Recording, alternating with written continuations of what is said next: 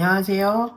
6월 27일 금요일 아침 묵상 본문은 요한계시록 21장 9절에서 27절까지입니다. 오늘 본문에서 요한은 성령에게 이끌림을 받아 높은 산으로 올라갔습니다. 그곳에서 요한은 하늘에서 내려오는 거룩한 성 예루살렘을 보았습니다. 어린 양의 신부인 거룩한 성 예루살렘 성은 그리스도 안에서 신실한 믿음을 끝까지 지킨 하나님의 백성을 의미합니다. 즉, 이 성은 단순한 도시가 아니라 하나님의 백성, 곧 교회의 상징이라는 거예요. 그리고 이 성은 하나님의 백성을 담은 집이며 동시에 그 백성임을 상징하는 것입니다. 모든 건축물이 구조적인 특징이 있듯이 새 예루살렘도 내외적으로 특징이 있습니다. 이 새 예루살렘 성의 첫 인상은 어떠셨나요? 먼저 외적인 특징을 살펴보면 11절부터 이렇게 나오고 있습니다. 그 성은 하나님의 영광의 광채로 둘러싸여 그 빛이 귀한 보석과 같았고 수정처럼 맑은 벽옥과 같았습니다. 이후에도 화려한 보석들로 만들어진 성벽과 진주로 만들어진 문, 순금으로 되어 있는 성의 거리에 대한 설명은 상상만 해봐도 참 황홀합니다. 하지만 여기서 강조되는 건 겉모습의 화려함이 아닙니다. 그 안에 계신 하나님의 영광 때문에 그 성이 빛난다는 것입니다. 이 다음으로 눈에 띄는 건 이 성의 구조입니다. 12문과 12기초석이 등장하고 그 문들엔 이스라엘의 12지파의 이름이, 기초석엔 어린 양의 12사도의 이름이 새겨져 있습니다. 구약과 신약이 하나 되어서 하나님의 백성 모두가 이 집의 기초가 되고 출입문의 이름이 된다는 것. 이건 단순히 장식에 관한 것이 아니라 하나님의 구원이 온전하게 완성되었다는 선언입니다. 내부적인 특징을 보면 이렇습니다. 요한은 새 예루살렘 성 안에서 보지 못한 게 있는데요. 바로 성전입니다. 그 이유를 설명해 주는데 하나님과 어린 양이 성전 자체이시기 때문에 그곳에는 성전이 따로 필요가 없다는 것입니다.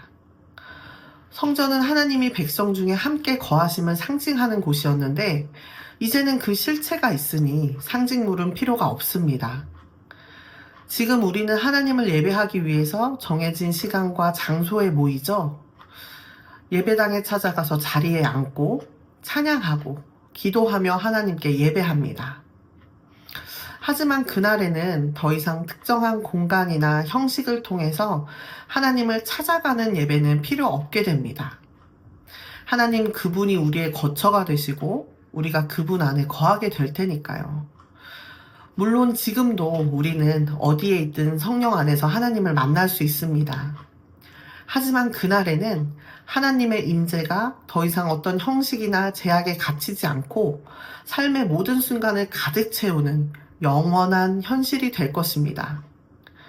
지금은 믿음으로 하나님을 바라보지만 그날에는 얼굴과 얼굴을 마주하며 그분 안에 머무는 삶 자체가 예배가 될 것입니다.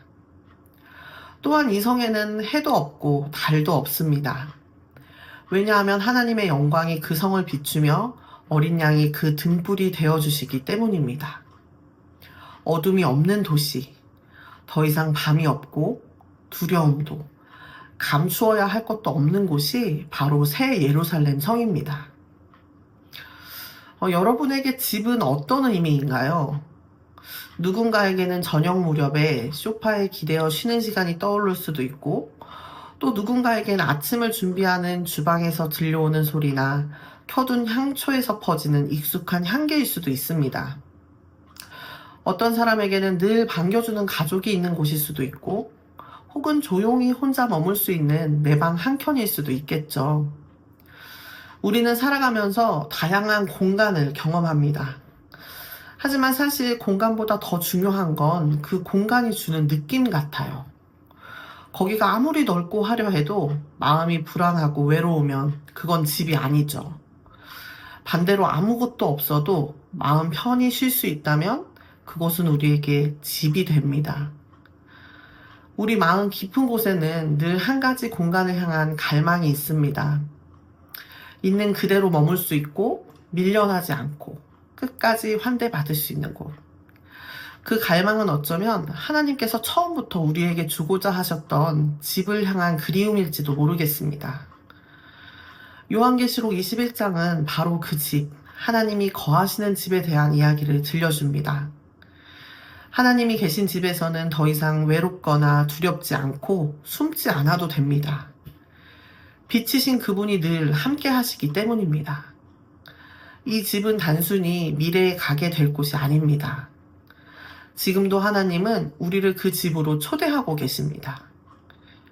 그 집을 소망하며 살아가는 사람은 지금 이 자리에서도 하나님의 임재를 갈망하고 빛 가운데 살아가려는 삶의 방향을 갖게 됩니다.